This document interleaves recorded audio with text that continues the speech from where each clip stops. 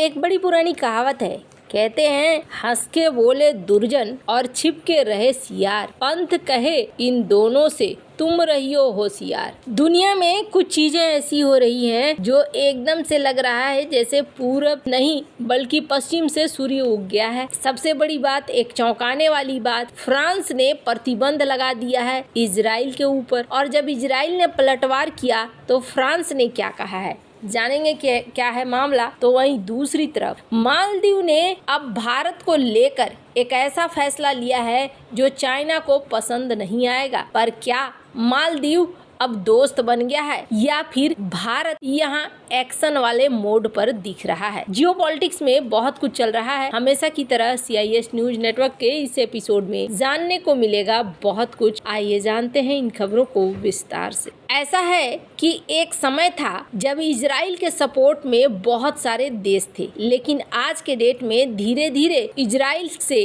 कुछ ऐसे देश हैं जो अपना नाम जोड़ना नहीं चाहते हैं और वो दूर रहना चाहते हैं, और इनमें से एक देश बनता जा रहा है फ्रांस। फ्रांस ने हाल ही में इजराइल के ऊपर एक बड़ा बयान जारी किया था और मैक्रोन ने कहा था मत भूलो तुम्हें किसने बनाया, और ये इस संदर्भ में कहा गया था कि इजराइल को बनाने में UN की एक बहुत अच्छी भूमिका है और आज की समय में तुम UN की ही बात नहीं सुन रहे हो। जैसा कि UN की शांति सेना में जो लेबनान में तैनाती है, सिर्फ ऐसा नहीं है कि 900 भारतीय सैनिक ही तैनात हैं, यहाँ पर करीब 600 के आसपास चाइना के सैनिक भी तैनात हैं, 700 के आसपास फ्रांस के सैनिक भी तैनात हैं। इसलिए फ्रांस ने इस बात को लेकर याद दिलाया और कहा कि आज की डेट में तुम ऐसे हो गए हो जो कि तुम UN का भी नहीं सुन रहे हो, ये गलत है। UN ने तुम्हें बनाने में एक बड़ी भूमिका निभाई थी। हालांकि इजराइल ने इसका जवाब कुछ ऐसे दिया कि UN ने सिर्फ हामी भर दी थी और बाद में जो 6 देशों ने हमला कर दिया, अगर हमारे पास ताकत नहीं होती तो हम तो बर्बाद हो जाते, खत्म हो जाते। तो कौन सी बड़ी बात है, UN ने हमें उस समय सिर्फ एक नाम दिया, बाद बाकी अस्तित्व को बचाए रखा है तो वो हमने खुद से ही बचाए रखा है, किसी ने आकर हमारी कोई मदद नहीं कर दी है। इजराइल और फ्रांस का अब ये पंगा और भी बढ़ गया और पिछले 6 महीने में फ्रांस एक फैसला ले रहा है। हालांकि इस फैसला के 2 मायने हैं। अगर ध्यान से देखेंगे तो फ्रांस ये फैसला अपने फायदे के लिए भी ले रहा है। फ्रांस ने क्या किया है, अपने यहाँ डिफेंस शो हो रहे हैं, नेवल डिफेंस शो, जिसको लेकर इन्होंने इजराइल को बैन किया है। इससे पहले 6 महीने में ये दूसरी बार देखने को मिल रहा है जब फ्रांस की तरफ से इस तरीके से बैन लगाए गए हैं। बैन लगाए जाने के बाद इजराइल की तरफ से भी आंसर आया है और इजराइल ने कहा है कि ये जो आप बैन लगा रहे हैं इसका खामियाजा आपको भुगतना होगा, आपके ऊपर हम भी लीगल एक्शन लेंगे। हालांकि इजराइल ने और भी बातें कही है। इजराइल ने कहा है एक बात बताओ, हमास, हिजबुल्लाह, ईरान एक साइड में खड़े हैं, तुमने हमारे ऊपर प्रतिबंध लगा दिया, तुमने उनके ऊपर तो कोई प्रतिबंध नहीं लगाया, क्या तुम हमसे दुश्मनी चाहते हो? फ्रांस ने इस पर यह आंसर दिया कि नहीं, हम कोई दुश्मनी नहीं चाहते हैं और ईरान अगर इजराइल के ऊपर हमला करता है तो हम उसके पक्के वाले मित्र हैं, हम उसका साथ देंगे, ऐसा नहीं है कि नहीं देंगे, लेकिन फिलहाल के लिए इजराइल को अपने कदम रोकने होंगे। जो चीज़ें, जो एक्शन हम ले रहे हैं वो इजराइल को एक संकेत के रूप में ले रहे हैं। हालांकि यहाँ विशेषज्ञ 2 चीज मानते हैं। पहली चीज क्या मान रहे हैं, फ्रांस दूध का जला है जो छाछ भी फूक फूक कर पी रहा है। कौन कैसे? तो आपको याद होगा जो ऑकूस डील ऑस्ट्रेलिया के साथ हुई है, उससे पहले सबमरीन की डील ऑस्ट्रेलिया ने फ्रांस के साथ ही की थी, लेकिन अमेरिका ने उस डील को कहीं न कहीं तुड़वा दिया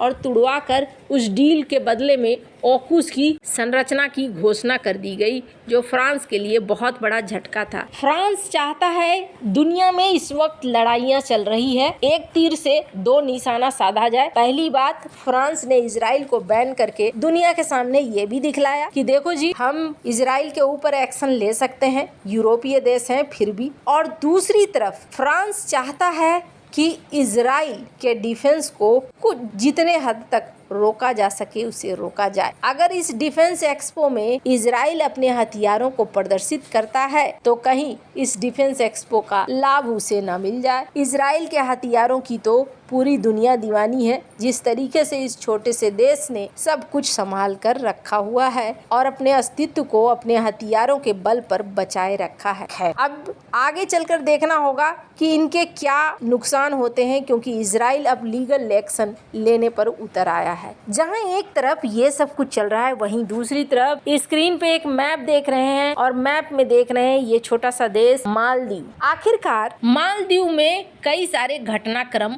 होते जा रहे हैं। मालदीव की इकोनॉमी इस वक्त बड़ी बुरी हाल है। स्क्रीन पर एक आर्टिकल देखिए। मालदीव ने 228 सरकारी नौकरियों को खत्म कर दिया है ताकि पैसे को बचाया जा सके। जब किसी देश के अंदर पद समाप्त किए जाते हैं ना, तो इसका मतलब होता है सब कुछ ठीक नहीं है और ये चीजें मुइजू के साथ दिखने लगी है। सिर्फ इतना ही नहीं, इनके यहाँ डॉलर की कमी हो गई है और जैसे ही डॉलर की कमी हो गई है, इन्होंने अब कई तरह के कदम उठाने शुरू कर दिए हैं। ये वही मुइजू है जिन्होंने इंडिया आउट कैंपेन चलाया था, पर अभी मुइजू ने एक बड़ा फैसला लिया है और मुइजू ने ये कहा है कि हम भारत के यूपीआई को लेकर ऐलान कर रहे हैं, हम इसका इस्तेमाल करेंगे। मालदीव के राष्ट्रपति मोहम्मद मुइजू ने कैबिनेट की सिफारिश भी इसमें ले ली है और यूपीआई को शुरू करने का फैसला किया है। मोहम्मद मुइजू ने रविवार को मालदीव में यूपीआई को शुरू करने के लिए जरूरी कदम उठाने के लिए कहा है। मुइजू के फैसले की जानकारी देते हुए मालदीव के राष्ट्रपति कार्यालय की ओर से